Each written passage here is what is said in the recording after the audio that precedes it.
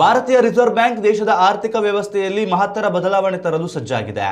ಮಾರುಕಟ್ಟೆಯಲ್ಲಿ ಚಲಾವಣೆಯಲ್ಲಿರುವ ನೋಟುಗಳ ಜೀವಿತಾವಧಿಯನ್ನು ಗಣನೀಯವಾಗಿ ಹೆಚ್ಚಿಸುವ ಹಾಗೂ ನಕಲಿ ನೋಟುಗಳ ಹಾವಳಿಗೆ ಶಾಶ್ವತವಾಗಿ ಬ್ರೇಕ್ ಹಾಕುವ ಮಹತ್ವಾಕಾಂಕ್ಷೆಯೊಂದಿಗೆ ಕೇಂದ್ರ ಬ್ಯಾಂಕ್ ದೇಶದಲ್ಲಿ ಪಾಲಿಮರ್ ಅಂದರೆ ಪ್ಲಾಸ್ಟಿಕ್ ನೋಟುಗಳನ್ನು ಪರಿಚಯಿಸಲು ಬೃಹತ್ ಯೋಜನೆಯನ್ನು ಸಿದ್ಧಪಡಿಸಿದೆ.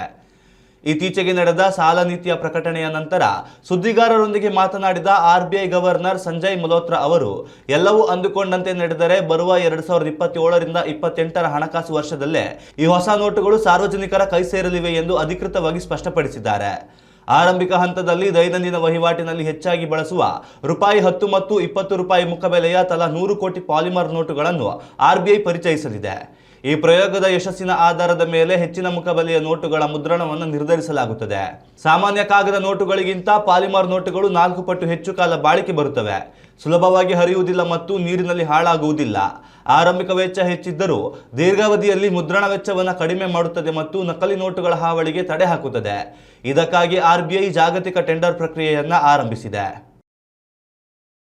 ಉತ್ತಮ ಸಂಸ್ಕಾರಯುತ ಶಿಕ್ಷಣದೊಂದಿಗೆ VSS English medium CBSE school Udupi Muddur. ನರ್ಸರಿಯಿಂದ 10ನೇ ತರಗತಿವರೆಗೆ ಶಿಕ್ಷಣದ ಜೊತೆಗೆ 5ರಿಂದ 10ನೇ ತರಗತಿವರೆಗಿನ ವಿದ್ಯಾರ್ಥಿನಿಯರಿಗೆ ಉತ್ತಮ ಹಾಸ್ಟೆಲ್ ಸೌಲಭ್ಯವೂ ಇದೆ. ನಿಮ್ಮ ಮಕ್ಕಳ ಪ್ರವೇಶಾತಿಗಾಗಿ ಈ ಸಂಖ್ಯೆಗೆ ಕರೆ ಮಾಡಿ.